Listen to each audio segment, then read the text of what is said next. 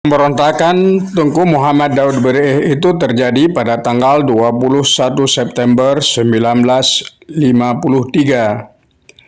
Perdana Menteri Ali Sastro Amijoyo menyebut peristiwa itu sebagai peristiwa Daud Bereh, tetapi rakyat Aceh lebih senang menyebut peristiwa berdarah.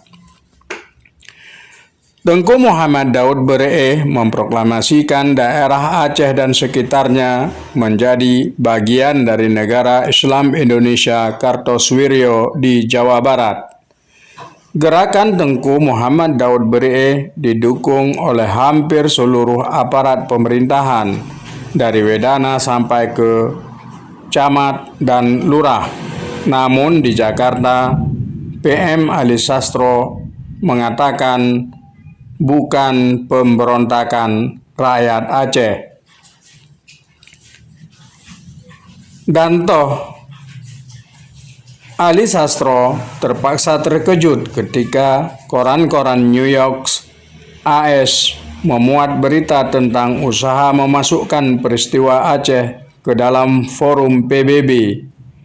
Gerakan ulama rakyat secara intelektual terkesan low profile ini sempat pula menyentak perhatian internasional. Usaha merebut simpati internasional itu tentu saja gagal, tapi pemberontakan yang sempat memakan waktu 9 tahun dan tak pernah terpadamkan, peristiwa yang telah banyak menelan jiwa dan harta itu termasuk pembantaian Cot Jumpa yang menewaskan 99 rakyat tak berdosa berakhir dengan damai. Tengku Muhammad Daud Bereh turun gunung bukan karena surat Syafruddin Prawira Negara dan Mr.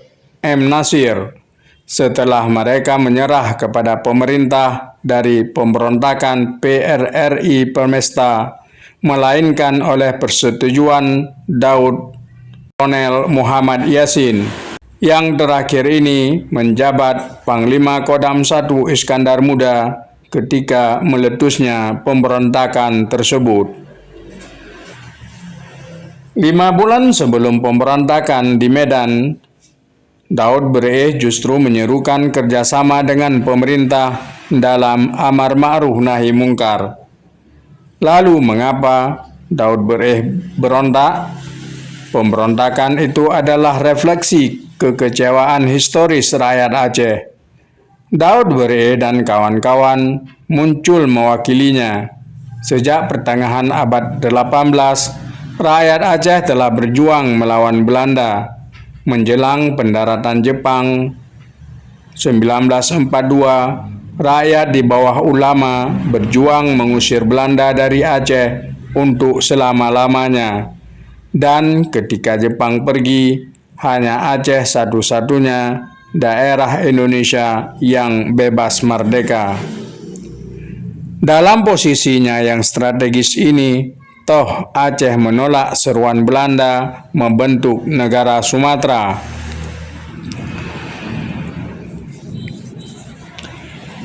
Daud Bereh yang pada waktu itu menjabat Gubernur Militer Aceh, Langkat dan Tanah Karo sebenarnya bisa bertindak leluasa, tetapi dia bahkan menganjurkan rakyat membeli obligasi yang dikeluarkan guna menutup kebangkrutan pemerintah.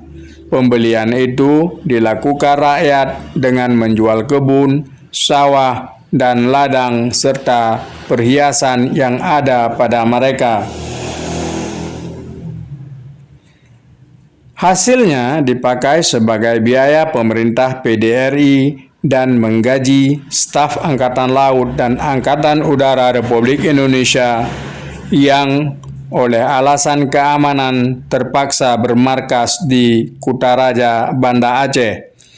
Bahkan biaya perjuangan Dr. Sudarsono, ayah dari Dr. Juwono Sudarsono ke India, dan LN Palar ke PBB juga dibiayai oleh rakyat Aceh. Tidak sedikit dolar yang mengalir dari Aceh ke India dan New York demi Indonesia Raya. Rakyat Aceh lah yang menyumbang hartanya untuk membeli 2 pesawat terbang, hanya karena 2 patah kata dari Soekarno ketika berkunjung ke Aceh pada tahun 1947. Alangkah baiknya jika Indonesia mempunyai kapal udara untuk memperkuat pertahanan negara dan mempererat hubungan antar pulau. Permintaan ini dipenuhi rakyat Aceh hanya dalam tempo 1 hari. Uang untuk membeli pesawat itu telah tersedia. Itulah sebabnya Soekarno menyebut Aceh sebagai daerah modal, dan karena itu juga Safruddin Prawira Negara, Wakil Perdana Menteri tahun 1949 menunjuk Aceh sebagai daerah provinsi.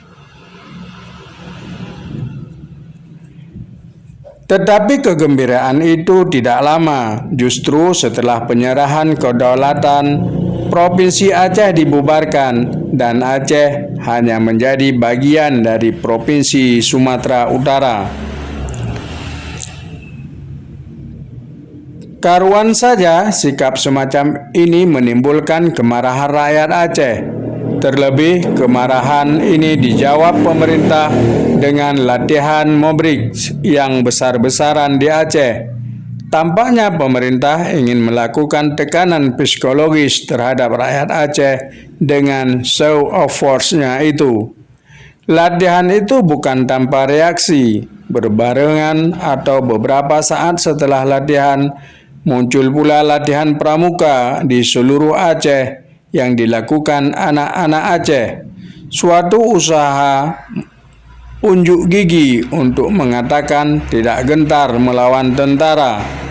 Keadaan semakin runcing oleh tindak penggeledahan rumah-rumah.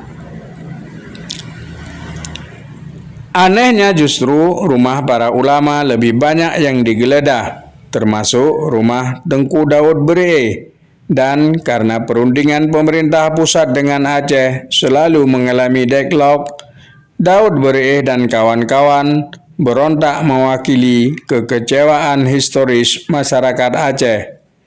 Sebenarnya pemberontak itu tidak pernah terjadi andai kata pemerintah cukup memahami aspirasi masyarakat Aceh, yakni memberikan otonomi bagi Aceh untuk mengaturkan hukum-hukum berlaku di sana sesuai dengan Piagam Jakarta.